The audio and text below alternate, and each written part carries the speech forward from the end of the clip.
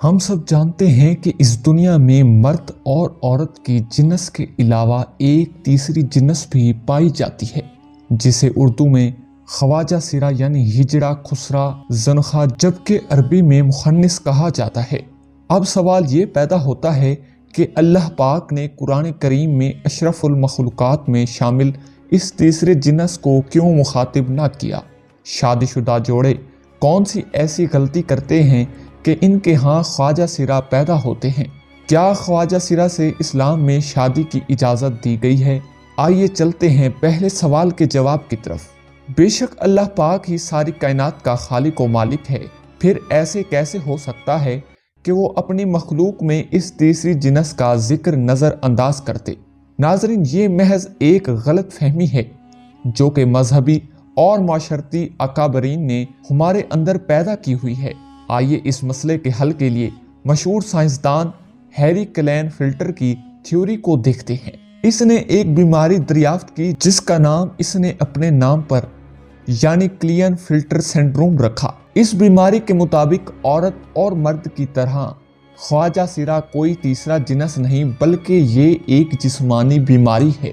ناظرین، اللہ تعالیٰ نے انسان کو مرد اور عورت کے ہی روپ میں پیدا کیا ہے، لیکن جس طرح دیگر پیدائشی بیماریوں کی وجہ سے بچہ اندھا، گونگا اور بہرا پیدا ہو سکتا ہے، تو اسی طرح کروموسومز ایکس اور وائی کی تعداد کے عدم مطابقت کی وجہ سے بچے کی جنس کا تعین بھی نہیں ہو پاتا، جس سے بچہ پیدائشی طور پر ایب نارمل پیدا ہوتا ہے۔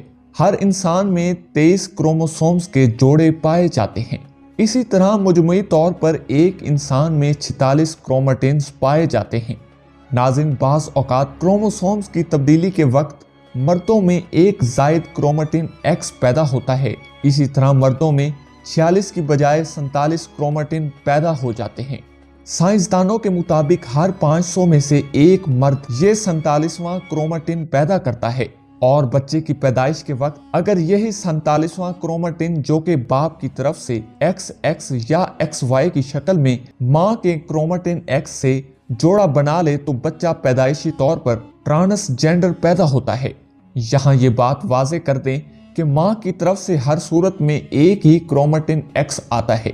ناظرین، جبکہ باپ کی طرف سے ایکس اور وائی دونوں میں سے کسی ایک نے آنا ہوتا ہے، لیکن اگر بدقسمتی سے باپ کی طرف سے ماں کو دونوں ایکس اور وائی کرومٹین مل جائیں تو وہ پھر ماں کے ایکس کے ساتھ مل کر ایک ایسا بچہ پیدا کرتے ہیں کہ جس کی ساری زندگی سزا بچے اور ماں کو دی جاتی ہے۔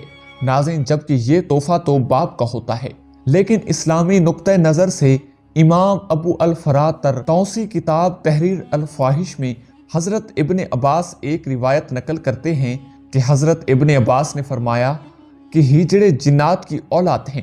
کسی نے حضرت ابن عباس سے دریافت کیا کہ یہ کیسے ہو سکتا ہے، تو آپ نے فرمایا کہ اللہ اور اس کے رسول صلی اللہ علیہ وسلم نے آدمی کو حالت حیض میں بیوی سے مباشرت کرنے سے منع کیا۔ جب آدمی حالت حیض میں بیوی کے پاس آتا ہے تو شیطان عورت کی طرف آدمی سے پہلے پہنچ جاتا ہے۔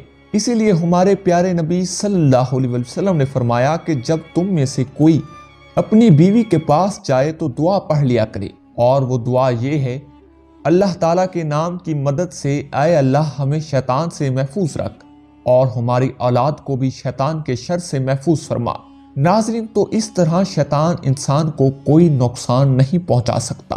قرآن کریم کی سورۃ الشورى میں اللہ اپنی حاکمیت بیان کرتے ہوئے ارشاد فرماتا ہے: بے شک اللہ آسمان اور زمین کی حکومت اللہ ہی کے ہاں میں ہے، وہ جو چاہتا ہے کرتا ہے، اور جسے چاہتا ہے بیٹا عطا کرتا ہے، اور جسے چاہتا ہے بیٹیاں، اور جسے چاہتا ہے ملا جلا کر عطا کرتا ہے، اور وہ جسے چاہتا ہے بے اولاد رکھتا ہے، تو وہی جاننے والا اور قدرت والا ہے۔ ہمارا یہ ایمان ہے کہ اللہ ہر چیز کا مالک ہے، وہ جو چاہتا ہے کرتا ہے اور کسی پر ظلم نہیں کرتا۔ آئیے اب تیسرے سوال کا جواب دیتے ہیں کہ ہجڑے سے شادی کی جا سکتی ہے یا نہیں۔ ناظرین، بات یہاں یہ ہے کہ ہجڑے کوئی الگ مخلوق نہیں بلکہ وہ بھی انسان ہی ہیں۔ خلقی اوصاف کے اعتبار سے ان میں سے بعض مردانہ اوصاف سے محروم ہوتے ہیں اور بعض زنانہ اوصاف سے۔ یہ انسان کی تخلیق کے وہ عیب ہیں جو اللہ نے ان میں ایسے ہی رکھے ہیں جیسے ہم بعض لوگوں کو انسانی اعضاء سے معذور پاتے ہیں۔ یہ نقائص امتحان کے لیے انسان میں رکھے جاتے ہیں۔ ایک انسان جو کہ معذور ہونے کے باوجود کامل عقل و شعور رکھتا ہے تو اس کا امتحان صبر کا امتحان ہے۔ خنشی مشکل یعنی جس شخص میں مرد و عورت کی علامت بالکل مساوی برابر ہو، اس سے کسی لڑکے یا لڑکی کا نکاح شرعاً جائز نہیں۔ البتہ خنشی غیر مشکل یعنی جس میں مردانہ قوت اور علامات غائب ہوں تو شرعاً مرد شمار ہونے کی وجہ سے اس کا کسی لڑکی سے نکاح جائز ہے، اور اگر اس میں زنانہ صلاحیتیں اور علامات غائب ہوں تو اس کا کسی مرد سے نکاح شرعاً بھی جائز ہے۔ ایک دفعہ ایک شخص باب العلم امیر المومنین امام علی علیہ السلام کی بارگاہ میں حاضر ہوا اور عرض کرنے لگا، اے امیر المومنین، میرا بھائی ایک خواجہ سیرہ کی محبت میں گرفتار ہو گیا ہے۔ جب ہم نے اس کو اس مکروہ عمل سے باز رکھنے کی کوشش کی تو اس نے اس منخ سے شادی کر لی۔ اب آپ بتائیں کیا یہ نکاح جائز ہے؟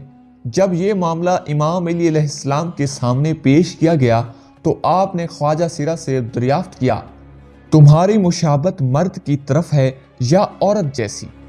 خواجہ سیرہ نے کہا کہ مجھ میں مرد اور عورت دونوں کی خصوصیات پائی جاتی ہیں اور میں مردوں کی طرح بھی زندگی گزارتا ہوں۔ امام علی علیہ السلام نے اپنے غلاموں کو حکم دیا کہ اس خواجہ سیرہ کی دونوں طرف والی پسلیاں شمار کریں۔ اگر بائیں جانب والی ایک پسلی کم دکھائی دے تو پھر اس کو مرد سمجھا جائے گا، ورنہ اس کو عورت تصور کیا جائے گا۔ ناظرین، جب یہ واضح ہو گیا کہ خواجہ سیرہ کی ایک پسلی کم ہے تو امام علی علیہ السلام نے فیصلہ صادر فرما دیا کہ اسے مرد شمار کیا جائے اور اس کے شوہر اور اس کے درمیان علیحدگی کروا دی جائے۔